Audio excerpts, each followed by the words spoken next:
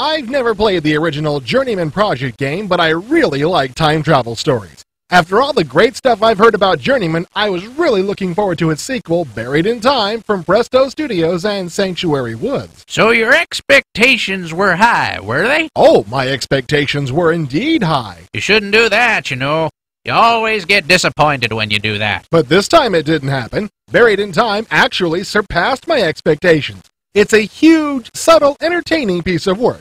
The creator should definitely be proud. Well, if the game was actually better than you thought, you already thought it was going to be good, you've obviously missed something.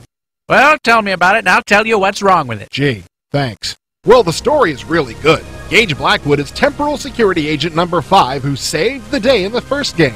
But as the sequel starts up, he learns that he's about to be framed. His future self from 10 years down the road shows up in his apartment and asks him to help out. Well, it's hard to turn down a request like that, from yourself and all. So Gage's future self gets arrested for skipping bail. And this is your hero character? Skipping bail? What kind of a role model is that? Well, he was wrongfully accused, and it's the player's job to find out the truth. Still, he shouldn't be skipping bail. That's disruptive, that is. Causes anarchy and warts. There are 4 time locations where ripples have been detected, and the TSAs think it's Gage's fault. They're probably right, too. Imagine skipping bail like that. So you have to travel to these different times to dig up whatever evidence you can to defend yourself.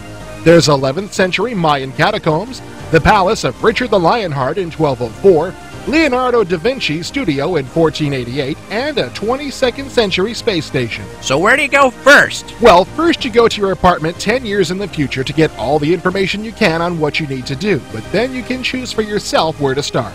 It's all very non-linear, so you can go wherever you want. That doesn't sound very orderly.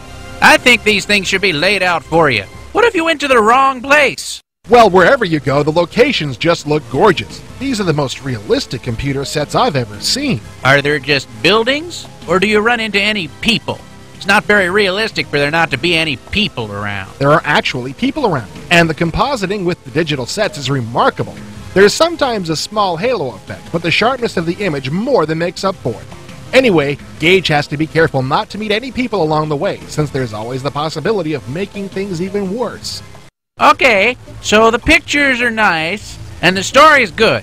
But what about the interface? That's bound to be pretty awful, right? No, the interface is really great. The navigating is all done in this corner with these arrows. I got frustrated at first because I was trying to use the mouse on the arrows. That worked, but it wasn't very responsive. Aha! So the interface is lousy! No, it's not. I just didn't realize that I could do all my movement with the keyboard number pad. It works quite well. You have to look up and down a lot in order to get all the items you need. Sometimes they're on the floor or ceiling. So you like everything about the interface? Pretty much, but sometimes the only way to get where I wanted to go was through a very specific set of directions that I had to fake as I went along, and that got kind of frustrating sometimes. Aha!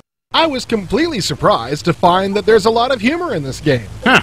Don't sound that funny to me. Exactly. But the programmers are not made of stone, and there's a lot of very funny jokes thrown in, ranging from digs at television commercials to gratuitous Monty Python references. The otherwise serious tone makes the few jokes that do appear much funnier than they would normally be. I found myself laughing aloud a few times. Yeah, I noticed that. I wish you wouldn't do that. Brightens the cows. Even more surprising is that most of the humor came from the game's online help feature. In your travels, you encounter a computer personality named Arthur, who can come along with you and offer information about your surroundings. Oh yeah, the history of tapestries in medieval France. That's a laugh riot, I can tell. Well, you do get a lot of education about the locations you visit, but Arthur also really loves to provide pop culture jokes and other sarcastic remarks. I see.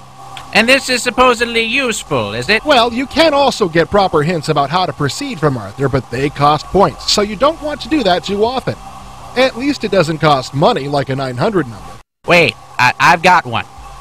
How many CDs does this Buried in Time come on then? 3, but I... Aha! It's too damn expensive, and you'll be swapping discs like crazy. You'd be better off mowing your lawn, wouldn't you? Hardly. Yes, the cost is a bit high, but this is one of the few cases where I'd say it's worth it. This is just a huge, sprawling game, and it will keep you occupied and possibly possessed for quite a long time. As for disc swapping, You'd be amazed how well the information is distributed. You only make a trade when you change time zones. It makes a lot of sense, really. So what you're saying is that you like this Buried in Time, then? Yes, absolutely. It's gorgeous, it's easy to play, it's interesting, it's funny, it's big, Hold it right there, Sonny.